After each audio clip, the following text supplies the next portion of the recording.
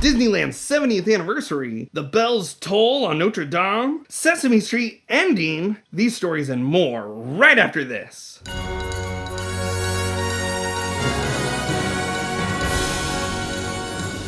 Welcome back for another episode of Good News with Jay, your favorite good news monster. Before we begin, please hit like and subscribe and comment about your favorite story. It really helps the algorithm know to share the good news to others. You know you want to. First off, the Disneyland Resort is gearing up to celebrate the 70th birthday of Walt Disney's original theme park. Get your mouse ears and Dole Whip ready because it's going to be quite a year. Huh? Lose the ears. But I like the ears! Disney's California Adventure will be celebrating her older sister's birthday with a brand new version of the wildly popular fountain and light show World of Color, this time hosted by the emotions of Inside Out. The emotional team will take you on a whirlwind of music and lights featuring segments from Tangled, Turning Red, and even the Goofy movie. Boy, that last one sure does stand out. What do you mean that's a dated reference? It's literally from the Goofy movie. Of course they'll get it, they're not idiots! Don't worry about Disneyland missing out on the nighttime fun. After over a half a decade without a night parade, Paint the Night is to bring back colorful lights and catchy music to Main Street, USA. The spiritual successor to the Main Street Electrical Parade, Paint the Night will fill the streets of Disneyland with your favorite characters from Cars, Beauty and the Beast, and of course, Mickey Mouse, all covered in millions of LED lights. And dancing to an upbeat mashup of Disney music and Owl City that will leave you asking, Paint the Night, when can I see you again? Sticking with the night theme, Wondrous Journeys will be again lighting up the skies above Sleeping Beauty's castle. The fan-favorite nighttime spectacular, which originally debuted for the company's 100th anniversary in 2023, blends fireworks and projections, all set to your favorite music from Hercules, Moana, and Encanto. I bet the show will be so inspiring that it will leave you asking, what else can they do? Get it? Like the song from Encanto? Didn't we already do this with Goofy movie jokes? What kind of lazy writing? But there will be so much more than just nighttime shows. The Pixar Parade returning, new decorations on the castle, special anniversary outfits for Mickey and Minnie, and not to mention new merchandise. And then, California's water-saving mission has turned Lake Mead into a comeback story worthy of a superhero origin. Over the past 2 years, conservation efforts raised the lake by 16 feet. Talk about a tall drink of water. Farmers pitched in, collectively conserving over 1.2 million acre-feet of water, proving you can save water and crops without being too corny. And 2023's epic snowpack? Let's call it the frosty cherry on top. It's fantastic news for the millions of people across 7 states that rely on the river for water. But don't let the reservoirs glow up fool you. Experts warn we're not out of hot water yet. Time to keep the conservation splash going. Is anyone else thirsty? Can someone get me a glass of water? And then, Notre Dame Cathedral is finally ready to... lose the accent. Notre Dame Cathedral is finally ready to ditch the hard hat and welcome visitors back after nearly 6 years of renovations. With the help of the Assassin's Creed video game franchise, what was once a charred monument to medieval architecture is now a sparkly, fire-free spectacle. All thanks to the Herculean efforts of a restoration team that surely has a stash of magic wands hidden somewhere. The iconic rose windows, the stunning stonework, and the tower that once dramatically toppled in flames are ready to stand proud again. Paris had its grand reopening, which was a mix of awe, nostalgia, and the immediate urge to take a selfie with the world's most famous church. Click! So dust off your French vocabulary, pack your baguettes, and get ready for a Renaissance reunion. Yes, I know it was made in medieval times, but the alliteration...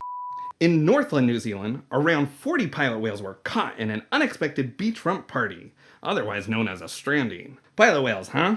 I didn't realize whales were allowed to fly planes. Fortunately, about 200 enthusiastic human lifeguards and marine experts from Project Jonah sprang into action. With all the enthusiasm of a high-stakes game of whale Jenga, they worked to get the stranded sea giants back in the water. By evening, the majority of whales were swimming away like they had a sudden, urgent dinner reservation of krill. While the rest of the pod seemed to be enjoying their ocean re-entry, everyone's still on high alert. The community and conservation teams are keeping watch because, as any whale or recently sunburned individual will tell you, The beach is great for sunbathing, but not so much for a nap. I mean, have you ever fallen asleep at the beach? This one time, I woke up and people were mistaking me for Elmo. Me! Can you believe that? Legendary camera operator Frankie Bondo, who has been zooming in on Big Bird and focusing on Oscar's trash for nearly every episode of Sesame Street since its debut, is retiring at the impressive age of 86. The only time Frankie missed the action? The pilot episode. Apparently, even legends need a warm-up. Frankie's farewell was anything but a quiet fade-out. The Baretta Brothers podcast turned into a love fest, with cast and crew members from decades of Sesame Street popping in to share heartfelt and hilarious stories and impressions about his time on set. Even the iconic Frank Oz made an appearance to tip his Muppet hat. If you've got time, it's worth a watch. You'll laugh, you'll cry, and you might even learn the right way to count to 3. One thing's for sure, Sesame Street's gonna miss the Frankie Bondo. He's been the real MVC. C. For camera operator? It was the letter of the day, come on! Link to the podcast below so you don't miss out on this picture-perfect tribute. This news comes right as we find out that HBO will no longer be the home of Sesame Street, with its future currently unknown. But more on that later. And then, Barbados is breaking new ground, and it's not just with sandy beaches and rum-filled vacations. Enter the world of sargassum-powered cars, which sounds like a plot twist from a tropical sci-fi movie. This eco-friendly initiative is all about turning the ocean's pesky seaweed into a renewable fuel source. Yes, that same seaweed that gets stuck to your leg while you're swimming and you think it's a fish and you start screaming from your childhood trauma, but then you look down and it's still on your leg and you're like, ew.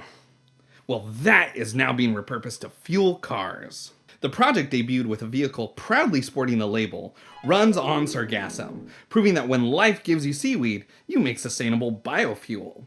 It's a win-win. The vehicle helps cut down on traditional fuel use and gives the unwanted seaweed a new job, making it the unsung hero of Caribbean energy. So here's to creative fuel sources and inventive thinking. And then, looks like the King of Pop left us a surprise mixtape. A stash of 12 previously unreleased Michael Jackson songs from 1989 to 1991 was discovered in an abandoned storage unit in Ventura County, California.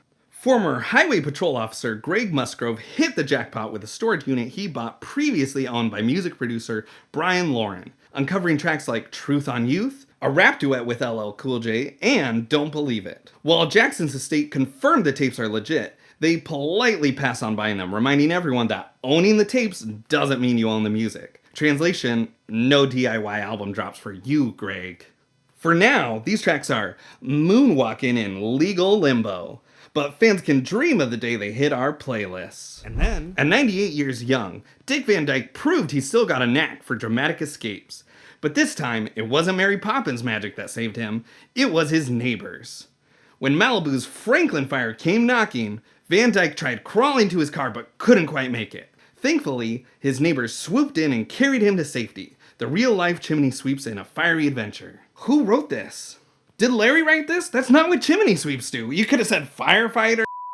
While evacuating, Van Dyke and his wife, Arlene Silver, managed to save most of their pets, but their cat Bobo decided to play a game of hide and seek. Luckily, when they returned, Bobo was safe and sound, probably lounging with an air of, what's the fuss about? The wildfires caused significant damage in the area, but the legendary star escaped unscathed, just in time for his 99th birthday, proving once again that Dick Van Dyke is practically perfect in every way. And then, sunny days, sweeping the clouds away. Can you tell me how to get to Sesame Street? That's what fans are all wondering as HBO Max has decided to end its deal with the beloved show. The news has ruffled some big yellow feathers, especially since the show's previous arrangement brought new episodes to HBO before they eventually hit PBS. Always a proponent of learning and reading, especially for children of lower income households, fans are worried that Sesame Street might be moving to a less accessible neighborhood. Here's hoping that Cookie Monster doesn't eat all the negotiations, because everyone deserves a sweet spot to catch their favorite cast of characters. I, for one, am hopeful that Sesame Street will find a new home soon enough. And then, Roger Minton, a 38-year-old from Fowlerville, Michigan, has been keeping the jingle in his bells and the ho ho ho in his heart, despite being diagnosed with multiple sclerosis in 2022. Known as the local Santa since 2008, Minton wasn't about to let MS put a lump of coal in his holiday spirit. He's been on a treatment journey, determined to slay his duties as the big guy in red. Whether it's spreading cheer or checking the naughty list twice, Minton proves that nothing, not even a diagnosis, can stop Santa from decking the halls. His resilience keeps the magic alive, making sure kids and adults alike still believe in the power of Christmas joy. Who needs reindeer when you've got a heart that flies higher than any sleigh?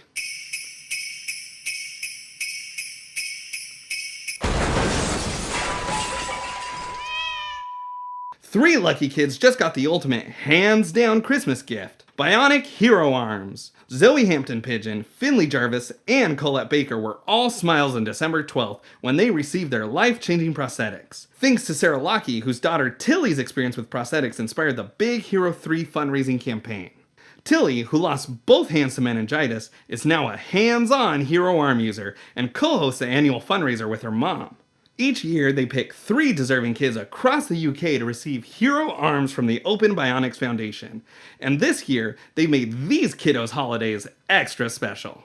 The Lockies are excited to continue their campaign next year, hoping more donors will step up to give these kids the hands they deserve. And that's our time! If you're still watching, thanks for sticking around until the end. I know we just started the series, but thank you to everyone for the support. Merry Christmas, Happy Holidays, and I'll see you all in the new year. Be sure to like and subscribe so you don't miss a thing. Remember, no matter what's going on in the world, there's always good news to share. I've been Jay, the Good News Monster, and I'll see you next time for another episode of Good News with Jay. Bye now! Anybody see my wallet? We're not even cousins. Heck, we're not even related. Come on, what? I'm not an Elmo. I'm a monster, but I'm a good news monster. Well, there it goes now. No, is that just the sound of a plane? How's my hair? We're not even part of the same franchise. Here's your hat. You never let me do anything fun. There's another plane. You thought I was in a studio? No, this is outside. Real brick. I cracked myself up.